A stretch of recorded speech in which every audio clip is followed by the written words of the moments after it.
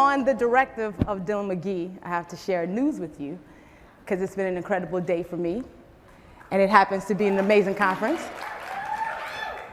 And that news is that Shonda Rhimes has optioned my debut book to be a cable series.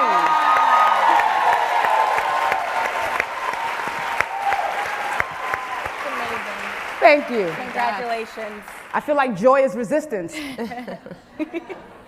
I happen to be sharing the stage with two history makers, and for that, I'm really excited.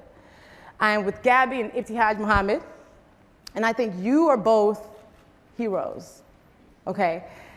So, I was going down the list of how much history you've made, and I tried to come up with a couple of lists. So, Gabby is the first U.S. gymnast to take home both a team and individual gold medal in the same Olympics.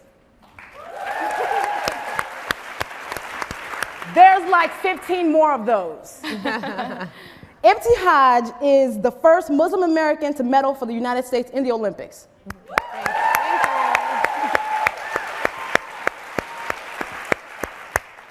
So on a scale of 1 to Wonder Woman, how badass do you feel? 100? Yes. It's pretty up there. Yeah. What grounds you? After you've made so much history, how do you still keep your feet on the ground? For me, a lot of things. One, my faith. My mom definitely keeps me grounded.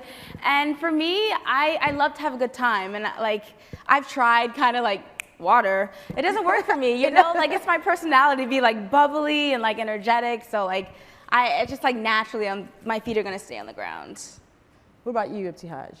What keeps you grounded? I think spirituality has a lot to do with keeping us grounded as athletes. But at the same time, I think having so many young girls and so many of our youth look up to us, I think it keeps you humble and keeps you hungry for more, because you always want to do more for the people who are coming up behind you. Both of you have said that you didn't have role models in your realm. So you're a gymnast, you're in fencing, who look like you. How does it feel to be the role models for other people now? Well, I had a former Olympic gold medalist, Dominique Dawes, that I looked up to, and yeah, she's amazing. She's amazing, and I had the chance to meet her. She's lovely, but I had her to look up to, but. Gymnastics is a predominantly white sport, so there's not a lot of African Americans in, the sport gymnastics. Now it's changing, and now like to be in this spot where, hey, girls that, women of color get to be, in gymnastics. Not only that, but like track and like swimming and like doing all sorts of things that they set their mind to. So to be in this spot where you're like a trailblazer and like, hey, like you're not alone. It feels amazing to, have that impact on other people. What about you? You're the first woman to also wear a hijab, representing the United States in the Olympics. How did you even think that was possible for you? It was never a dream of mine as a young kid growing up to be a professional athlete, to even pursue the Olympic Games. And I just remember from a really young age being told no, and being told that there were things that I couldn't do because I was a girl, or because I was Muslim, or because I was black.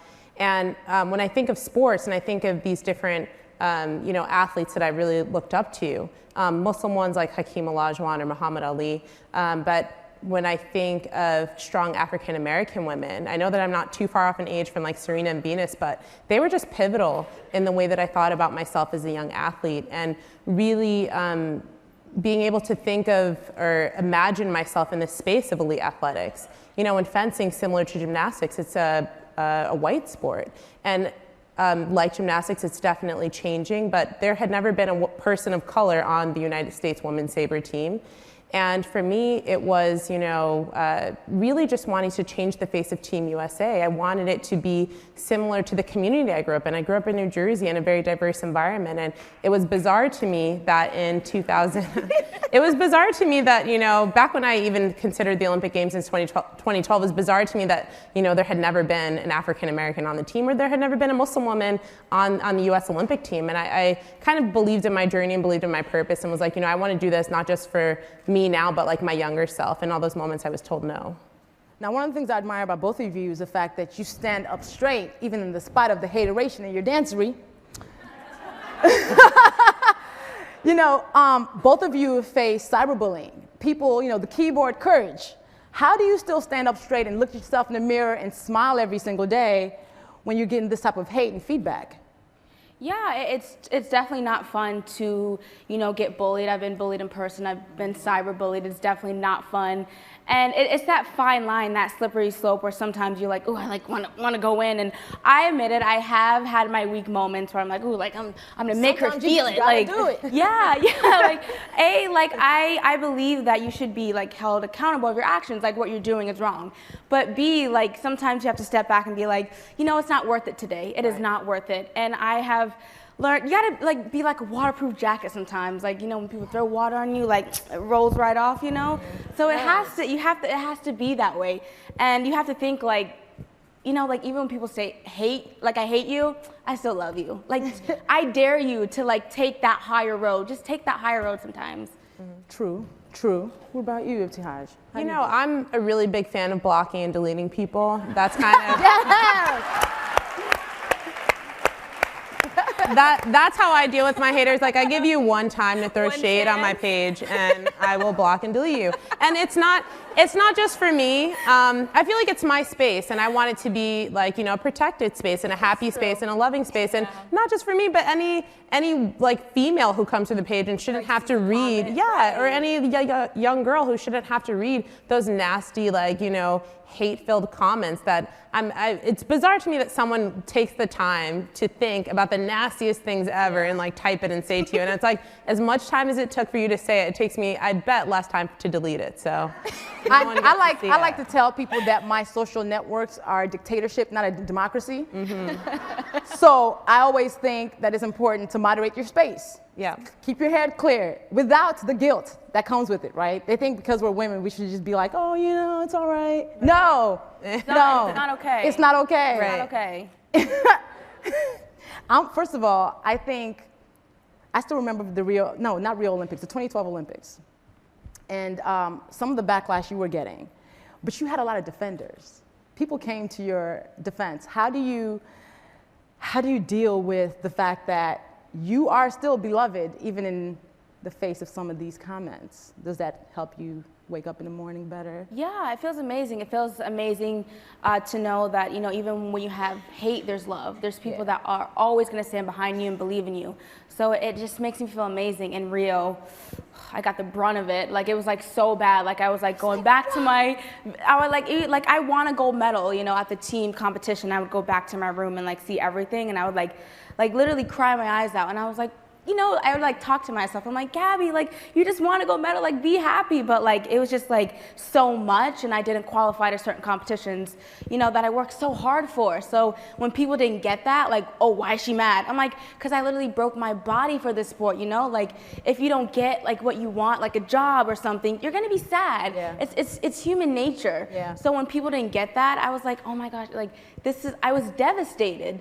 But to know like everyone like came to my defense, like I literally felt like the world was against me, and Leslie Jones started this hashtag. It was like Love Gabby for USA. And to know that I had so much more love than hate, I was like, you know, I can wipe a little bit of, you know, tears away. It felt amazing. Sometime last year, you went to South by Southwest, and somebody at registration asked you to take off your hijab to take the ID picture. How do you deal with all these not so microaggressions every single day? They're not that micro, okay? Like, well, I'm a black woman. It's like you said, it's every day. These are things that we deal with. And even speaking to what happened to Gabby, I think that as African American athletes, you're just kind of almost held to a different standard. And even though you've won a medal and you're standing on the stage and you're representing your country, I think that there's always someone who's going to, you know, pick a photo with a fine-tooth comb and say, oh, well, this is what makes her unpatriotic. This is what makes her different. With Gabby, it was, you know, to me, an honest mistake, forgetting to put your hand over your heart, which I feel like that could have happened to anyone. And for me, it's like, oh, well, she has a hijab on, so we have to question her patriotism. And at South by, it was a very like bizarre moment in my life, not the first time it's happened to me. And I'm very vocal and verbal about the things that happen to me, not because I want to blow the whistle, but at the same time, it's like I want people to know that these are the common interactions that people who look like me have, and it's not just me as a public figure. This is a common occurrence for Muslim women, especially at the airport. Would most of us think, you know, it's easy to travel from one place to another, it's not a hassle. It can be an anxious experience for someone who looks like me, especially now, to have to go to the airport. And to me, that's not okay, and I have to speak up and speak out against it. You have this.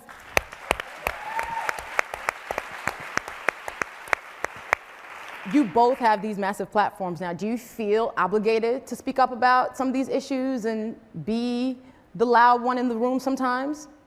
I think, yeah. We have to. We don't have a choice.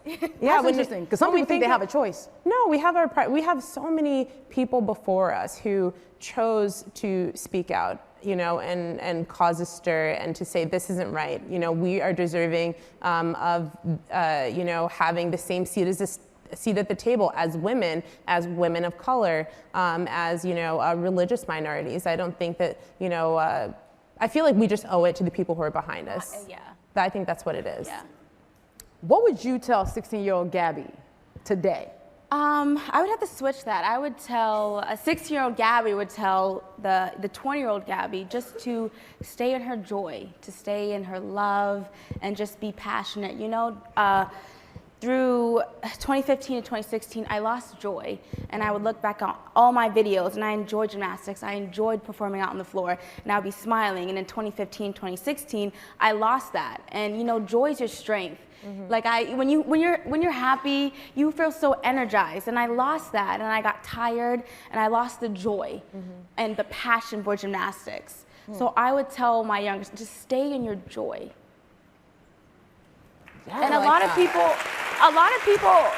are drawn to that joy, you know, when they see me like, oh my gosh, your joy, like on the TV, like you look like you're having a great time. Everyone else, you know, kind of looks like robots, but your joy brought me joy. Yes. So it's just like, stay in that joy, stay in your power. What would you tell a young Muslim girl who says, I want to play sports, I want to be in the Olympics? What would you tell her today? To never allow anyone else to dictate your journey for you. I was told no so many times as a kid that I think it's easy to believe that that's the norm, and you can allow that to deter you from the goals that you set for yourself. But I've never been comfortable with no. I hate to hear no, and I kind of like being able to show people things I can do, even though they thought that I couldn't. So I would say to just kind of believe in your journey. Like Gabby said, to be happy. There's so many moments on Team USA where I was made to feel like I didn't belong. And I think that can affect your happiness and how you feel about yourself. And similar to Gabby, I changed my thought process during the Olympic qualifying process or Olympic qualifying year. I just made a conscious decision to be happy. If I was in China, I was happy, which is hard to do. I was in China and I was like, I'm gonna be happy. You know, I no matter where I was, I decided to be happy. I decided to lead every day with positivity and happiness, and I feel like I had the best year of my life because I made a conscious decision to be happy. It's so much better, so much better. You And enjoy what you do. And I want to congratulate Gabby because there's a Barbie that is coming out, a Gabby Douglas Barbie. And both of you, I say, you know, it's like Jay-Z thing about your presence is charity. Your presence is charity. Like the fact that you exist is actually making the world better. So I want to thank you for the courage to be who you are all the time and be so dope at it and spreading black girl magic all over the place. We're trying to keep up with you. Look, okay, there's no more history left to even make. You left none for me. So thank you so much. Thank you for being here, for having this conversation with me. Thank you.